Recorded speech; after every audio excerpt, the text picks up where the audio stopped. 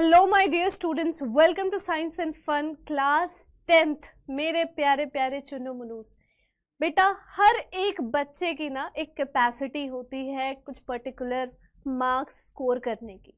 कुछ बच्चे ऐसे होते हैं जो 60% से ज़्यादा स्कोर नहीं कर सकते क्योंकि उनका बस मन नहीं लगता पढ़ने में, या फिर वो रिटेन नहीं कर पाते हैं, या फिर जो भी दिक्कत हो बस उससे ज़्यादा वो नहीं ला सकते। कुछ बच्चे ऐसे होते हैं जो 75% टू 80% बहुत ही आसानी से ले आते हैं, एफर्टलेसली ले आते हैं। कुछ बच्चे ऐसे भी होते हैं जो 90 अबव स्कोर कर सकते हैं, जिनके अंदर वो पोटेंशियल है, जिनके अंदर वो कैपेबिलिटी है कि वो करके ही दिखाएंगे। हर एक बच्चा यूनिक है, हर एक बच्चा इम्पॉर्टेंट है हम टीचर्स की नज़रों में। लेकिन बच्चों, अगर कुछ टिप्स और ट्रिक्स को यूज करके आप लोगों का जितना भी कैपेबिलिटी है, जो भी मार्क्स आप ला सकते हो, उसे 10 से 15% अगर बढ़ाया जा सके कुछ टिप्स को यूज करके, तो क्या बुराई है बच्चों, है ना। तो उन्हीं टिप्स को आज हम डिस्कस करेंगे आज के इस सेशन में। बहुत ही बेसिक सा टिप है, बहुत ही नॉर्मल है, मतलब बहुत ही अच्छे तरीके से आप इसको इम्प्लीमेंट कर सकते हो, यूटिलाइज कर सकते हो मेरे सारे सजेशंस को, और आपको खुद फर्क दिखेगा कि हर एक एग्जाम में आपने इम्प्रूव किया है। जितना भी आपके प्रीवियस ईयर्स क्वेश्चंस आपने करे होंगे और उससे आपको एक आइडिया लगा होगा, आपके प्री बोर्ड्स आपने दिए होंगे उससे आपको एक आइडिया लगा होगा कि ठीक है, मैं इतने पानी में तो हूँ, इतना तो मेरा आ जाएगा, बन जाएगा। हर एक बच्चे को पता होता है कि उसके कितने मार्क्स बनने वाले। कोई बहुत ही कम बच्चे ऐसे होते हैं जो अनरियलिस्टिक एक्सपेक्टेशंस रख रहे हैं कि प्री बोर्ड्स में मेरे 70% आ गए तो मैं तो 90+ ही लेकर आऊंगा, फोड़ दूंगा बिल्कुल ही, मेन एग्जाम में तो पता नहीं कौन सा चमत्कार हो जाएगा। बहुत कम बच्चे ऐसे होते हैं जो अनरियलिस्टिक एक्सपेक्टेशंस रखते हैं। उसमें भी कोई बुराई नहीं है, क्या पता ऐसा हो ही जाए, क्या पता इन्हीं टिप्स को यूज करके ऐसा हो जाए। चलो without wasting any time discuss करते हैं कि वो क्या टिप्स हो सकते हैं। और एक बहुत इंपॉर्टेंट बात, किसी भी हाल में किसी भी एग्जाम में इन टिप्स को यूज करना मत भूलना। ये जरूर करना है, ये काम आपको बस करना ही करना है। अगर ये कर लेते हो ना, तो मैं आपको अश्योर कर सकती हूँ कि अगर आपके 80% मार्क्स बन सकते थे, वो 90% तक भी जा सकता है। ये मेरा पर्सनल सजेशन है, ये मेरी अंडरस्टैंडिंग है कि आप लोग अगर ऐसा करोगे ना तो हो जाएगा काम, तो बन जाएगा। ठीक है, चलो सबसे पहला चीज जो मैं आप लोगों को बताऊंगी कि ये करना चाहिए आप लोगों को, पहली चीज तो रात को देर तक पढ़ना बंद करो। 1 बजे 2 बजे 3 बजे रात तक पढ़ रहे हैं, नींद पूरी नहीं हो रही है और बहुत ही ज्यादा सिर भारी भारी सा लग रहा है, सुबह उठने में दिक्कत हो रही है और दिन की शुरुआत ही बहुत हैवीनेस के साथ हो गई। ये काम तो करना बंद करो। कोई भी एग्जाम हो उसके 1-2 दिन पहले से ये काम करना बंद कर दो। तो सबसे पहले जरूरी है early morning revision. Early morning revision क्या होता है इससे मैम, क्या फायदा होता है? रात को अगर पढ़ लेंगे और फिर सो जाएंगे, फिर सुबह उठ के एग्जाम देने चले जाएंगे, तो इससे क्या ही नुकसान हो जाएगा? मैं बताती हूँ क्या नुकसान होगा।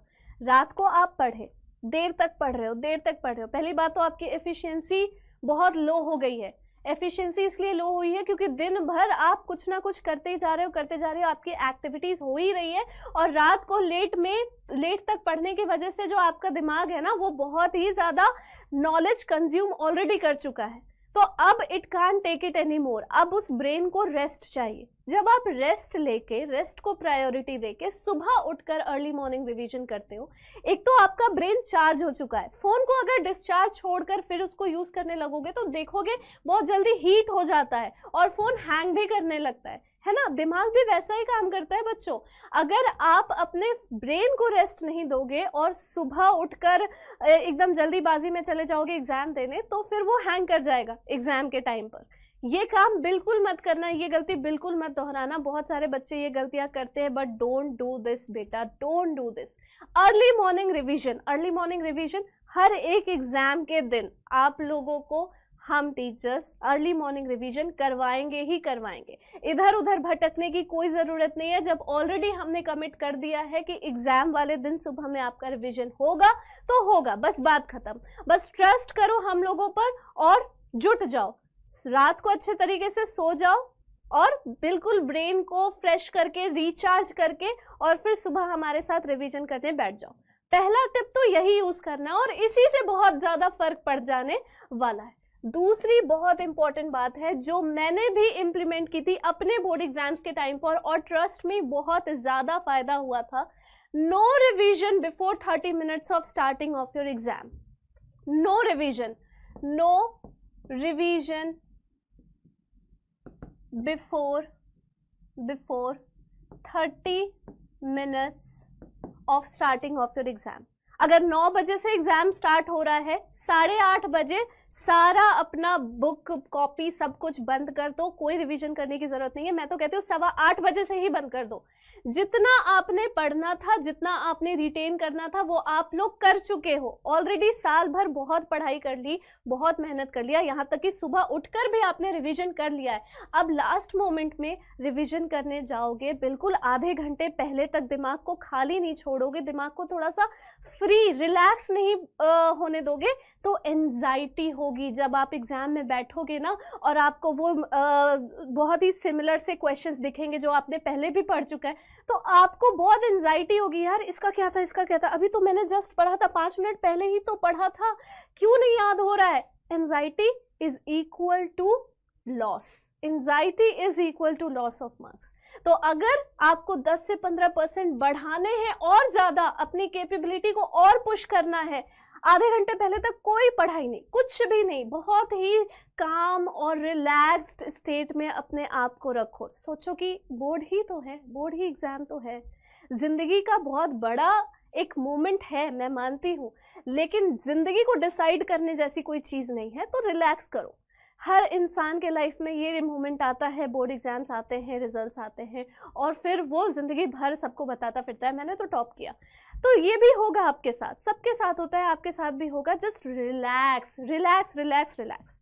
तीसरा बहुत इंपॉर्टेंट टिप मैं आपको बता रही हूँ, 8-4-8 ब्रीदिंग रूल। Breathing rule.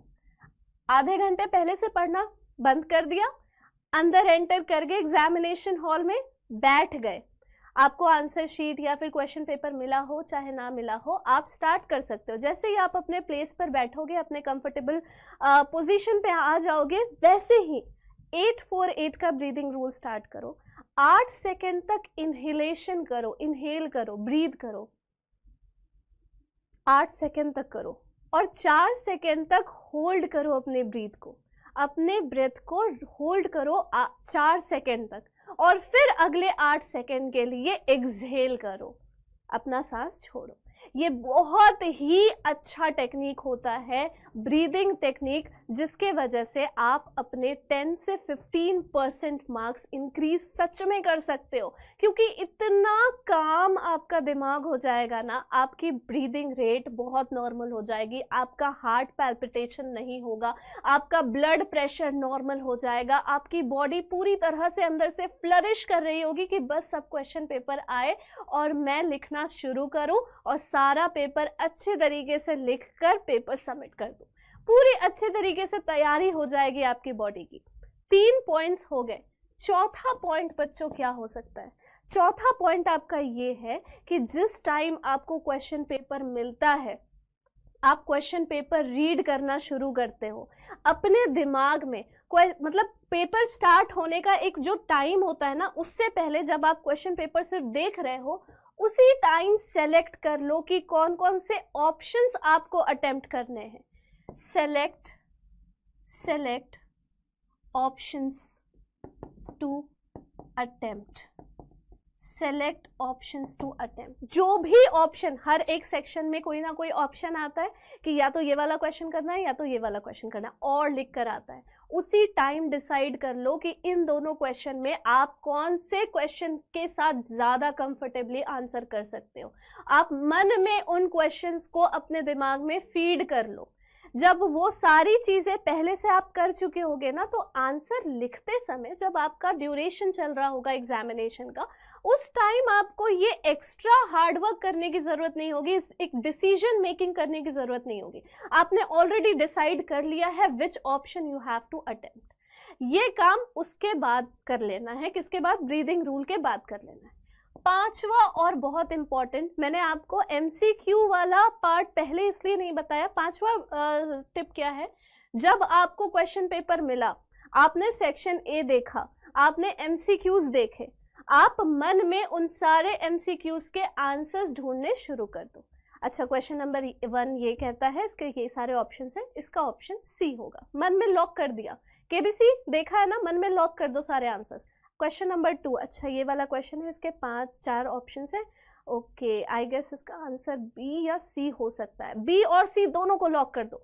जितना ज्यादा आप काम निपटा सकते हो क्वेश्चन पेपर देखने के बाद, वो सारा काम निपटा दो, ताकि जैसे ही वो घंटी बजे कि स्टार्ट द एग्जाम, वैसे ही आपको कुछ एक्स्ट्रा एफर्ट करने की ज़रूरत ना पड़े। आपका दिमाग ऑलरेडी जानता है कि आपको क्या करना है, कौन से ऑप्शंस चूज करने हैं, कौन से एमसीक्यू का कौन सा आंसर होगा। टाइम भी बच रहा है, आपकी एक्स्ट्रा एफर्ट भी बच रही है, आपकी एफिशिएंसी सीधा 90% टू 100% पहुंच जाएगी। अगर ये नहीं करोगे तो बहुत ही मीडियोकर लेवल पर रहोगे।